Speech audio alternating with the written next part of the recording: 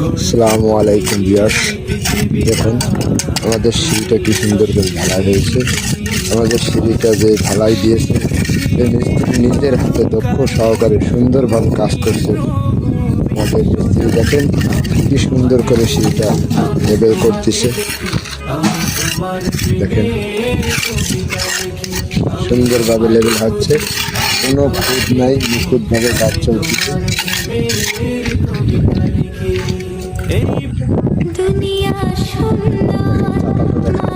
সুন্দর একটা চাপা, আর এই চাতালের সাথে কিন্তু একবারে কলম উঠে গেছে। ঠিক আছে, আপনারা এইভাবে যদি না পারেন জানাবেন, কমেন্ট করবেন, আমরা বুঝিয়ে দেব। কিন্তু আপনার এইভাবে করলে জিনিসটা সুন্দর হয়, অ্যাকুরেট হয়, কোনো জয়েন্ট পড়ে না, জিনিসটা অ্যাকুরেট হবে 100%। ঠিক আছে, এই দেখেন এই কলমটা কীভাবে সেন্টারিং করে নিয়ে একবারে কলমটা ঢালাই যায়।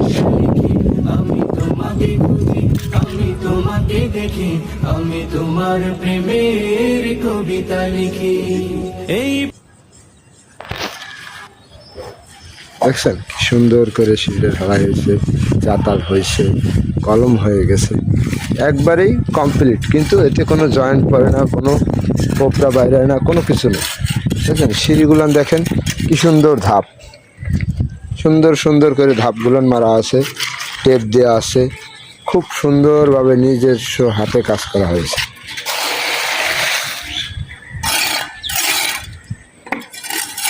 আবার সাইডে কিন্তু আপনার পলিটিন দেওয়া আছে, যে সাইডে কোনো ফাঁকা বেরোবে না, কোনো কাঠের কোনো দাগ বেরোবে না। একেবারে আপনার পলিটিন দিয়ে লেবেল করে খুব সুন্দরভাবে মারা হয়েছে। এইভাবে কাজ করতে চাইলে